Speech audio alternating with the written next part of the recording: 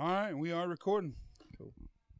Jobe Fortner, Hey, man, what's going on? welcome to the FreightTrain podcast. How you doing, sir? I'm doing great, man. Sitting in one of the venues that I played my first show at, man. It's a great night for me. Hell yeah, dude. Great to be back here at 40 Watt. The 40 Watt was your first show. Yeah, with Luke Combs, and so the first one, man. I think there was 50 people here that night. Hell of a first show, though. Yeah, yeah, man. I was nervous as all get out for that one. But, I mean, that's something you can tell your kids about right there. Yeah. Your daddy played his first show with Luke Combs at the 40 Watt in Athens. I mean, that's like something out of a book right there, brother. Man, it was incredible, man. I never thought my first show would be with one of my hugest inspirations. Yeah, for sure. So, well, you know, for the people out there listening, I've tried many things over the course of my life, and this is actually one of the 3 times now I think I've interviewed Jobe, and so this one will finally get out there to people. But anyway, yeah, that was rambling. hey, hopefully this is the 3rd time's a charm. You know? Tried a YouTube thing, didn't work out. Anyway, now I lost my train of thought, but well, we're gonna have to edit this. It's all good. No, what was I about to say? What were we talking about? Shit, this is Luke. I played with Luke here first. Oh, Luke Combs. Okay. Yeah. Edit right here, Rob. Okay. So that's one of the first things I ever heard about you. My cousin Sean actually turned me on to you, and you know Sean from... Yeah, Sean Kane's a great dude. Yeah. Yeah. And so he sends me this... it was a text message with a video that was like 20 seconds long. Yeah. And you were singing Out There by Luke Combs. Yep, and down in Albany, Georgia. And at the time, I had never even heard Luke's version of Out There. Oh, okay. Wow. I mean, I knew who Luke was. I just hadn't listened to all of his stuff. Yeah. So, and I'm like, God, this guy is amazing. And I think I even called you and I was like, man, my cousin told me about you and I want to book you shows and all this kind of shit. And obviously none of that happened. But yeah, man, like, so anyway, what I'm trying to get at is you inspired me from the get-go singing Luke's song. And dang, man, thank you. I appreciate that, man. Yeah, I mean, and to this day, like, your voice, man, I don't know how you hit those notes. Oh, man. It's crazy, though. Well, I've had a little help, you know, like guys like Luke and stuff like that. They've set me up with some of their vocal coaches and stuff, and just more of like a confidence thing, you know, that when I did that video, the Out There video 2 years ago, it was much different singer and everything. I was not as confident, and it's just really just, you know, somebody told me one time, they're like, you won't be ready till you play 400 shows, man. They're like, you got to play 400 shows. 400 shows. Then you're ready to get started. So here I am. I think we're well over 400 by now. Yeah, so. I think you are. Yeah. So let's back up a little bit and let's kind of tell the story, because you have a very interesting story about how you actually got to going out and playing music. So tell us a little bit about it. Yeah, it started right here in Athens, Georgia. I used to come to Peachtree Entertainment shows, which tonight is a Peachtree Entertainment show. Shout out Bradley Jordan. Yeah, Bradley Jordan, and it all started there. I just gotten out of college. I tore my hamstring and the injury was hurting me, and you know, I was losing some scholarship stuff, and you know, college just wasn't for me anymore, and so I decided to come home, and I was like, you know, I'm going to give myself 6 months to chase my dream. And if nothing happens in that 6 months, I'm going to go in the military. So I started right there, and I started looking to see who was the guy that I need to be in contact with in Georgia. And that was Bradley Jordan, Peachtree Entertainment. And I started going to every single Peachtree Entertainment show, John Langston shows, Jordan Rager shows, all this kind of stuff, and just going there, giving them CDs and introducing them, and you know, he's kind of blowing me off a little bit at first, and but that's okay. I was a young kid and I didn't really know what I was doing. I was just chasing a dream, and it came 6 months, and I was like, man, I'm about to go in the military. I got to do something. I need a chance. So I went up to Bradley one night. I was like, let me come sing for you in person, and he said, all right, be at my house Wednesday night. So I showed up Wednesday night and I was singing my song Georgia, and he's like, he was stunned. He was smoking cigarettes at that time, so he's like, man, I gotta have a cigarette, then we'll talk. And so we went outside, and he's like, man, I got this guy. I don't know if you heard of him. His name's Luke Combs. He's coming to town. You want to see if you want to open up for him at 40 Watt? And I was just stunned because I'd seen so many shows at 40 Watt and some of my favorite bands like Cadillac 3 and stuff. And that's where it all started. I played that show with Luke here the May 20th of 2015, I believe it was. And right shortly after that, I got on the road with Luke. Luke loved me and decided to take me on the road and give me a shot. And it's kind of where it all started. I shortly moved to Nashville after that, and here we are 2 years later. Dude, that is amazing. Yeah. I mean, that's a crazy story. Man, it's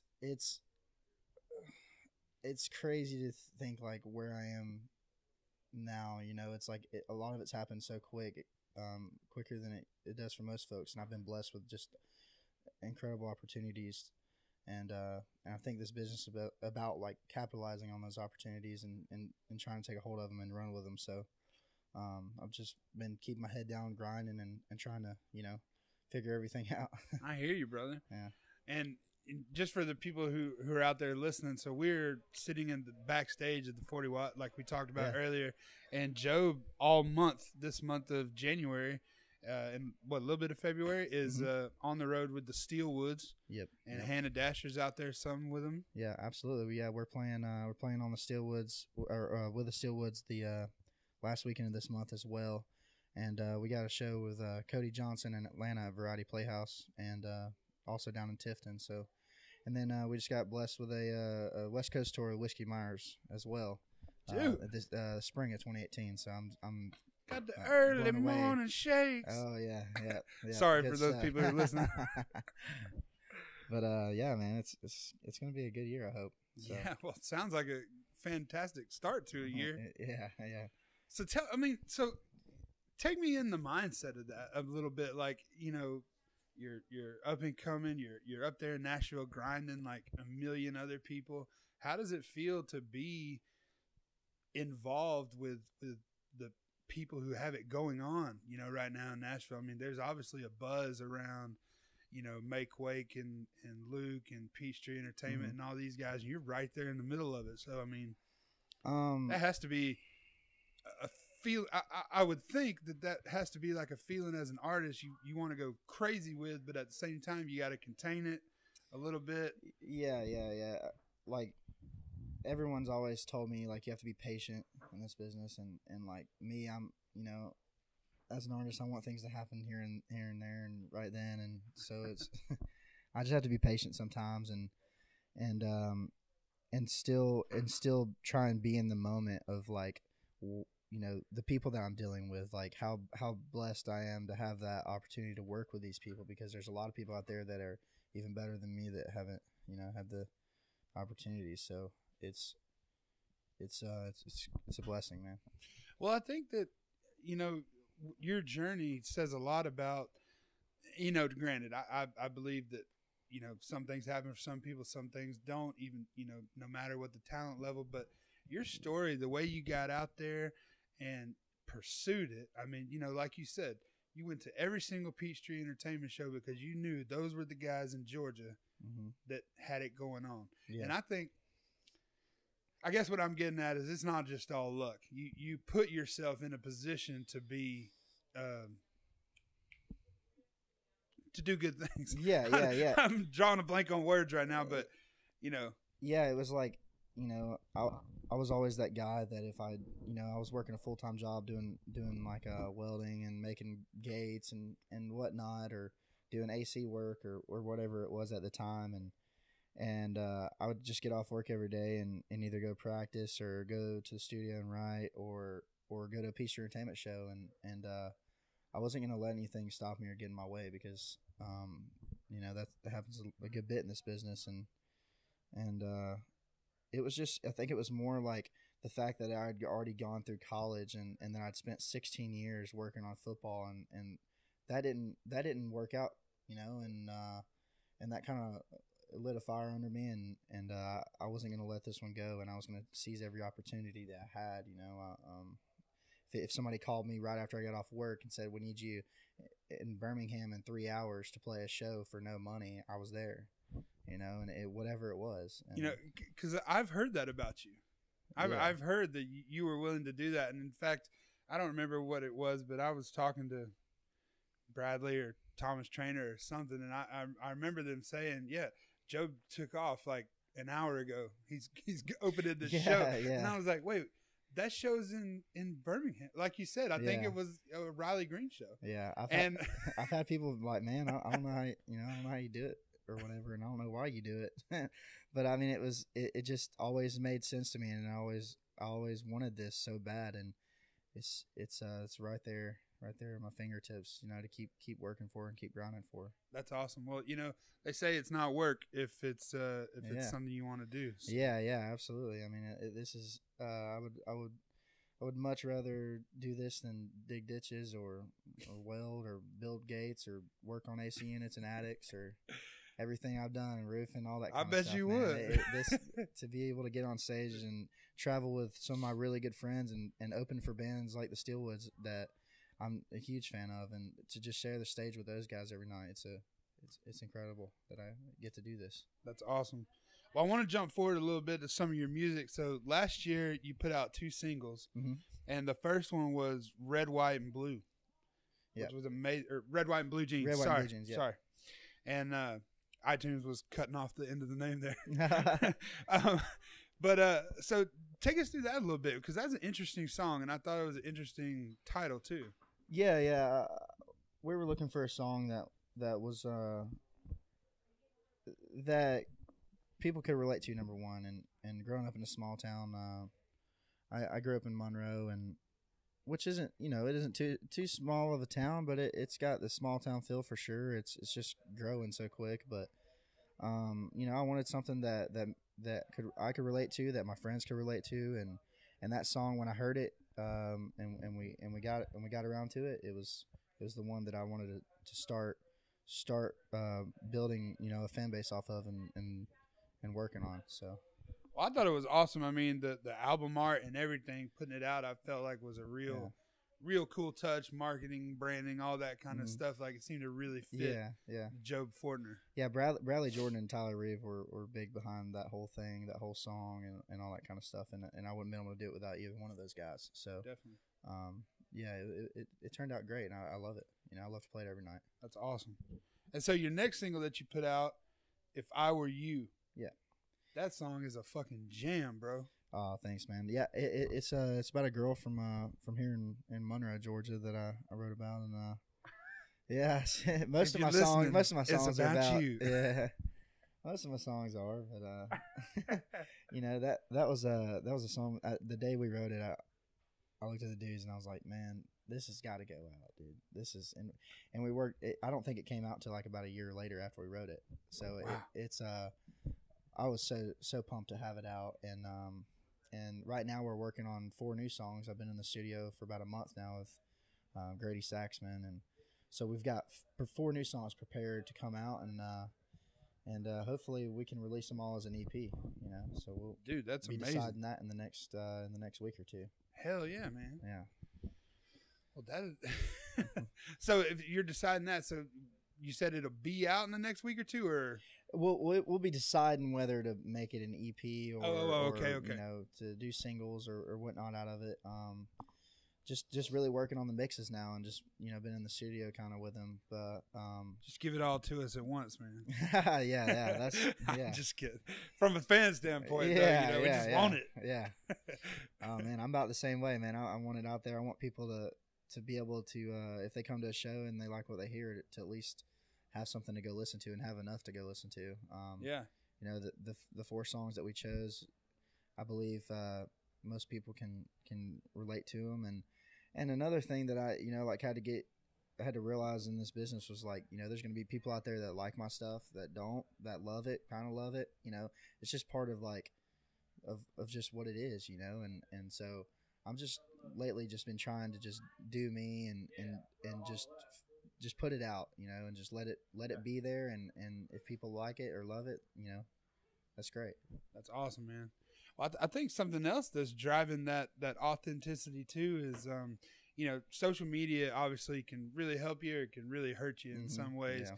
And I really like what you've been doing with the Fortner Fridays. Yeah. Seems to really be getting some good engagement and people paying attention to it. Yeah. It's something that, me and the team decided that, we wanted to do. I didn't feel like, we didn't feel like, there was enough videos out there and stuff, and people love it when they, I throw my own little spin on a song or something like that. So it really drove that, and I think it's going great. Yeah, that's awesome. Now I see some of those videos take place on the Make Wake porch. Yeah. Are you heavily involved with those guys? So I am officially with Make Wake now. Dude, congratulations! Yeah, I have a management deal with them now, and also I've got an agency deal with CAA now. Congratulations, brother! Yeah, so over the holidays of 2017, we were really working on getting all that together for 2018. And so, well, you heard it here first, folks, on the FreightTrain podcast. Yep. Here it is. Hell yeah, dude. Yeah. Well, that's got to be an amazing feeling. Oh man, I'm with one of the the greatest agencies in the world, and it's like I still hasn't set in with me really. It's incredible, man. I moved to town. February will be 2 years, Nashville, and just to where it is now, it's incredible, man. The people that have helped me, the people that have said, hey man, don't ever do that again on stage tonight.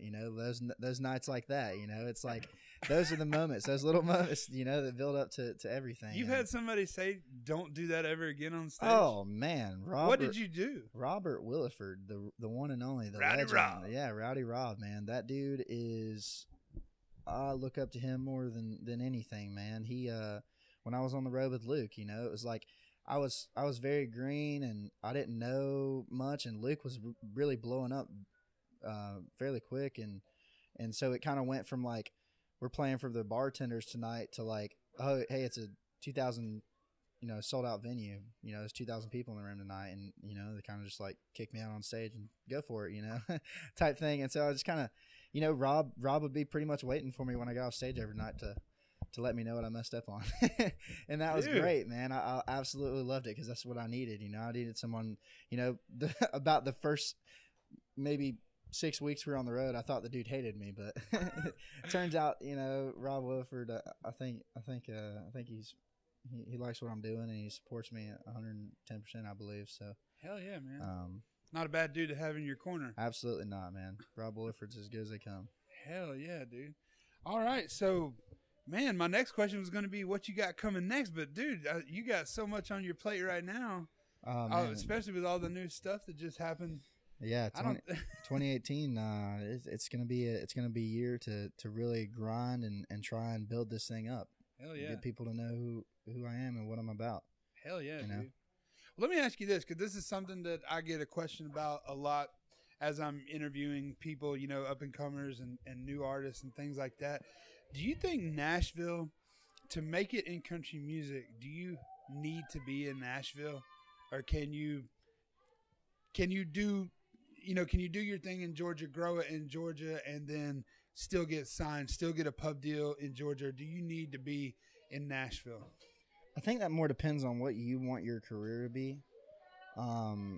If you want to be a radio guy, if you want to be one of those dudes doing that, then it's it's a good idea to be in Nashville, because the biggest thing about Nashville is, where most folks are there, Monday through Wednesday, and that's when we write, we go out, we socialize, we stay in the business. The business is it changes so much and so quick, like if you're not there for 2 weeks, you're kind of out of the loop already. Yeah. And it's just, I think it's more of a thing like that. And like a lot of opportunities that I've had have been from just going out to the bar and hanging out with folks and talking, and we all see what each other's doing online, and then we come back the next week and pretty much all talk about it, and just I think Nashville is a big part of this industry, but you don't necessarily have to live there. I think the only thing you need for that is just fans. If you have people that enjoy what you do and love what you do and buy a ticket to come watch you,